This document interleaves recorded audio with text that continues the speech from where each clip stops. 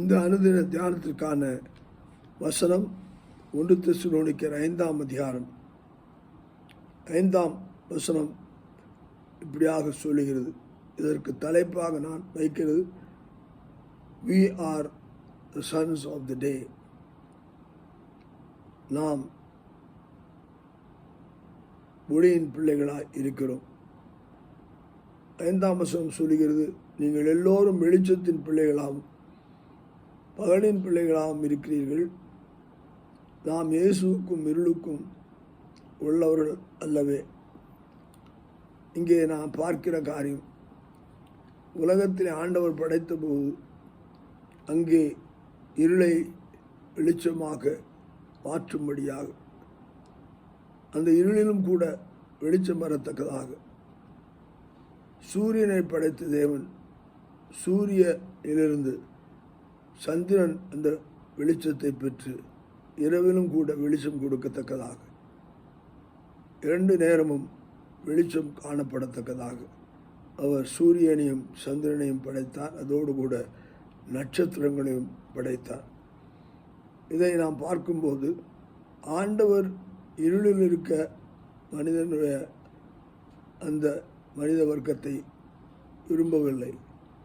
ஒவ்வொருவரும் வெளிச்சத்தின் ஒளியின் பிள்ளைகளாய் மாற வேண்டும் என்றுதான் இருள் நீக்கும் வெளிச்சமாக அவர் இந்த உலகத்திற்கு வந்தார்.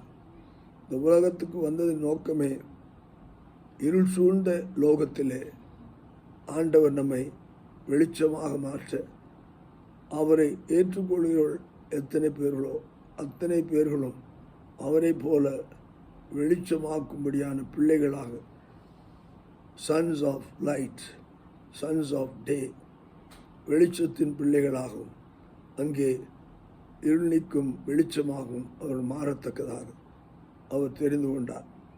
இன்றைக்கு இங்கே நாம் பார்க்கிற வண்ணமாக, நாம் இயேசுவை அறிந்திருக்கும் போது, இயேசுவை நாம் ஏற்றுக்கொள்ளும் போது, இயேசுவின் குணநலங்களை இயேசுவை போல நாம் நடந்து அவர் ரூபமாக மாற்றப்படும் போது நம்முடைய வாழ்க்கையிலே இருள் நம்மை சூழ முடியாது. நாம் ஒவ்வொரு நாளும் ஜெயம் கொள்ளுகிறவர்களாக இருக்கிறோம். ஒவ்வொரு நாளும் இருளில் நடந்தாலும் தேவன் நமக்குள்ளாக இருப்பதினாலே நாம் வெளிச்சமாக அந்த இருளை நாம் கடந்து செல்லத்தக்கதாக தேவன் நமக்கு வெளிச்சத்தை கொடுத்திருக்கிறார். இன்றைக்கு நாம் விசுவாசிகளாய் மாத்திரம் இருந்து விடக்கூடாது. நாம் அந்த சின்ன ஒளியாக, அந்த மெழுகுதிரியாக நாம் மற்ற ஒளிக்குள்ளாய் நடத்தத்தக்கதான வெளிச்சமாக இருக்க, we are the sons of God. வெளிச்சத்தின் பிள்ளைகளாகவும் வெளிச்சத்தின் மக்களாகவும் இருப்ப தேவன் கிருபை செய்வாராக.